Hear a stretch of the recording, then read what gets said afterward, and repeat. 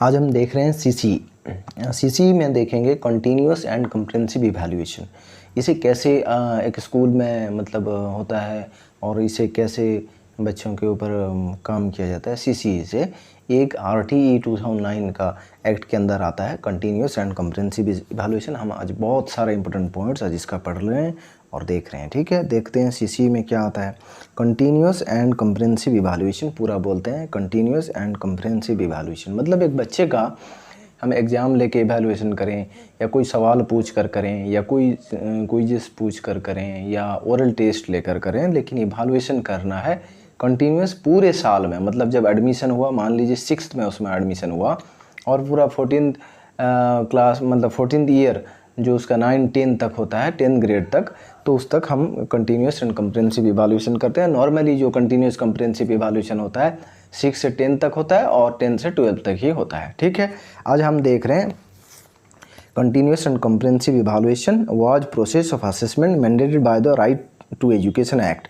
इसे RTE के act के अंदर right to education act, right to education RTE act 2009 के अंदर में मैंडेट किया गया है। राइट टू एजुकेशन एक्ट के जरिए जो कंटिन्यूअस कम्प्रिहेंसिव इवैल्यूएशन एक प्रोसेस ऑफ असेसमेंट। असेसमेंट का मतलब हम बच्चे से किसी भी तरह से उसका वैल्यूएशन करें, मतलब उसका कैलकुलेट करें कि कितना लेवल डेवलप हो गया है और कितना रह गया है। ठीक है, यहाँ पे दो ही आएंगे, फॉर्मेटिव असेसमेंट भी आएगा और समेटिव असेसमेंट भी आएगा। हम CCE की बात करें, कंटिन्यूअस एंड कम्प्रिहेंसिव इवैल्यूएशन और प्रोसेस ऑफ असेसमेंट। असेसमेंट का अभी मतलब ये है कि हम उसको एग्ज़ाम लेकर देखें, सवाल पूछ कर देखें, ओरल टेस्ट लेकर देखें, क्विज़ पूछ के उसको देखें, प्रोजेक्ट कोई बनाने के लिए देकर देखें कैसे बना सकता है। तो सारे थ्रू आउट द ईयर मतलब 6 से 7 में जो भी बच्चे हैं पूरे साल तक हम ऐसे चेक करेंगे और 7 से 8 ग्रेड में जो बच्चे हैं, 8 से 9 ग्रेड में जो बच्चे हैं, 9 से 10 ग्रेड में जो भी बच्चे हैं, सारों को हम लोग एक एक करके देखेंगे। ये जो है RTE 2009 के अंदर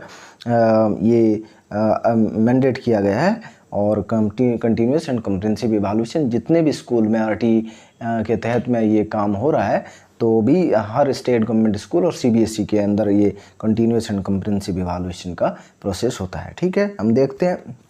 The main aim of CC was to evaluate, ठीक है, was to evaluate every aspect of child during their presence at the school। ठीक है, हम एक बच्चे का हर एस्पेक्ट को देखेंगे कि कैसे, किस तरह से पढ़ रहा है, किस तरह से प्रोजेक्ट कर रहा है, किस तरह से सवाल का जवाब दे रहा है, ओरल टेस्ट में वो कैसा है, क्लास में जब पूछा जा रहा है सवाल उसमें कैसा है। हर तरह से हम लोग एक बच्चे को CCE के अंदर असेसमेंट के अंदर इवैल्यूएशन करेंगे और देखेंगे कि कैसा वो काम कर रहा है। इसे हम लोग continuous and comprehensive evaluation CCE के अंदर लाते हैं। ये टर्म से क्वेश्चन पूछ लिया जाता है हम लोगों का टीचर एलिजिबिलिटी टेस्ट में, बहुत सारे टाइम इससे क्वेश्चन आते हैं।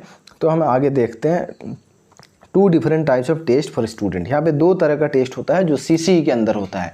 कंटिन्यूअस एंड कम्प्रिहेंसिव इवैल्यूएशन का मतलब है पूरा कंटिन्यूअसली होगा, पूरे साल में होगा।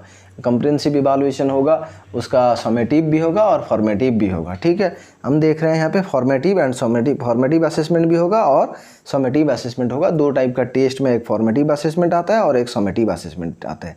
फिर आगे हम देखते हैं after first and second formative assessment, जब पहला और दूसरा फॉर्मेटिव असेसमेंट खत्म हो जाएगा तो फर्स्ट समेटिव असेसमेंट लिया जाएगा। ठीक है, याद रखना है कि फॉर्मेटिव असेसमेंट के अंदर में ओरल टेस्ट आता है हम लोगों का और क्विज़ पूछना आता है। कोई सा प्रोजेक्ट करने के लिए बच्चों को देकर उनसे प्रोजेक्ट करके कैसे लाता है वो देखना होता है।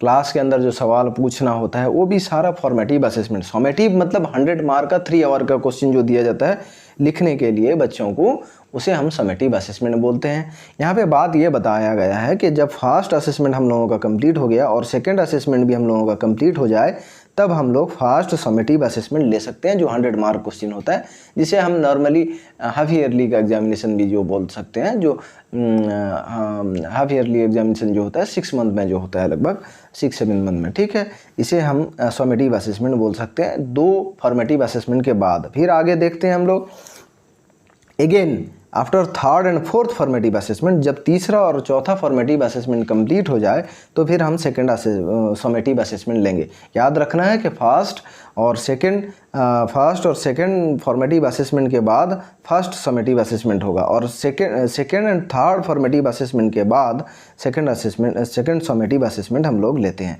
ठीक है, समझ में आ गया। हम लोगों को third and fourth formative assessment complete कर लें, तब फिर हम बच्चे से second summative assessment. Summative assessment का मतलब ये है कि हम 100 मार्क का क्वेश्चन उसको दे दिए, 100 मार्क्स का, वो 3 घंटे का होगा एग्ज़ाम, और उसमें मतलब उसमें 10 मार्क्स या 5 मार्क्स वाले भी लॉन्ग आंसर टाइप क्वेश्चन होंगे, शॉर्ट आंसर टाइप होंगे, वेरी शॉर्ट आंसर टाइप होंगे, मल्टीपल चॉइस क्वेश्चन होंगे, सारे होंगे उसके अंदर। उसे हम समेटिव असेसमेंट में लाते हैं। फॉर्मेटिव में ऐसा कुछ नहीं है, ओरल टेस्ट ले लिए, क्विज पूछ लिए, प्रोजेक्ट कोई सा देकर चेक कर लिए बच्चे को, कुछ क्लास में सवाल पूछ लिए, ये सारा फॉर्मेटिव में आता है।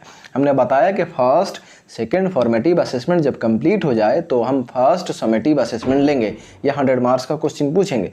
फिर से जब थर्ड और फोर्थ हम लोग फॉर्मेटिव असेसमेंट कर लें तो फिर हम लोग सेकेंड समेटिव असेसमेंट लेंगे। इसका मतलब 4 फॉर्मेटिव असेसमेंट होंगे और 2 समेटिव असेसमेंट होंगे। 2 फॉर्मेटिव असेसमेंट के बाद पहला समेटिव, फिर थर्ड और फोर्थ फॉर्मेटिव असेसमेंट के बाद दूसरा समेटिव असेसमेंट होता है हम लोगों का कंटिन्यूअस एंड कंप्रेहेंसिव इवैल्यूएशन और सीसीई के अंदर। ठीक है, सीसीई के गाइडलाइंस के और तौर तरीके के मुताबिक ये चीज़ होता है जो मैंडेट किया गया है हम लोगों का RTE 2009 right to education act के तहत ये चीज़ आता है। राइट टू एजुकेशन एक्ट में बहुत सारे और भी चीज़ आते हैं, जैसे आप बच्चों को पनिशमेंट नहीं दे सकते, फिजिकल पनिशमेंट नहीं दे सकते, मेंटल हरासमेंट नहीं दे सकते, ये RT में आता है। हम RT की बात नहीं कर रहे हैं। RT ने बहुत सारे तरीके बनाए हैं जो स्कूल RT के रूल्स को फॉलो करेंगे, हर स्कूल प्राइवेट हो गवर्नमेंट हो, वो CCE को भी फॉलो करेंगे, जैसे कंटिन्यूअस एंड कंप्रेहेंसिव इवैल्यूएशन को भी फॉलो करेंगे। ठीक है, फिर आगे देखते हैं हम लोग। 40% हम जो मार्क लेंगे बच्चों का इवैल्यूएशन करने के लिए असेसमेंट फॉर्मेटिव से लेंगे, और 60% जो लेंगे हम लोग समेटिव से लेंगे। 60% हम लोग किससे लेंगे ना, समेटिव से लेंगे। टोटल 100% से हम लोग बच्चे का मार्क बताएंगे या इवैल्यूएशन जो भी हमने किया है उसको बताएंगे। ठीक है, और 40% फॉर्मेटिव से लेंगे। जैसे हम लोगों ने 4 फॉर्मेटिव असेसमेंट बनाए, पहले फर्स्ट एंड सेकंड, उसके बाद पहला समेटिव, फिर उसके बाद थर्ड एंड फोर्थ फॉर्मेटिव, फिर उसके बाद सेकंड समेटिव। जो 4 फॉर्मेटिव असेसमेंट बनाए हैं तो उससे हम लोग 40% मार्क लेंगे या 40% इवैल्यूएट करेंगे, और जो 2 हम लोग समेटिव असेसमेंट 100 मार्क वाला एग्ज़ाम किए थे उससे हम लोग समेटिव असेसमेंट लेंगे। ठीक है, फिर आगे देखते हैं कि aim of CCE is to reduce pressure on students.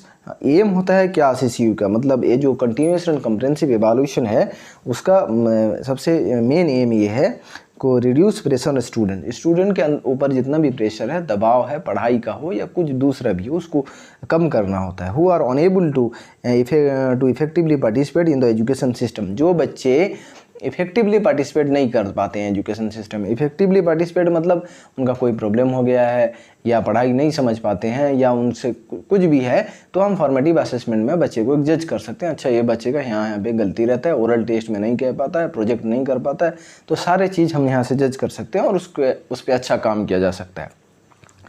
And with low self confidence, जो बच्चों के अंदर सेल्फ कॉन्फिडेंस की कमी है वो भी अपना एग्जाम दे के अपना सेल्फ कॉन्फिडेंस बढ़ा लेते हैं, जिसे हम एम ऑफ CCE के अंदर बोलते हैं। Is to reduce pressure on student. ये स्टूडेंट के अंदर एक प्रेशर को बहुत कमा देता है। ये जो CCE के मेथड्स हैं, फॉर्मेटिव असेसमेंट, समेटिव असेसमेंट के जरिए हम जो बच्चे के मतलब जो सेल्फ कॉन्फिडेंस को डेवलप करते हैं।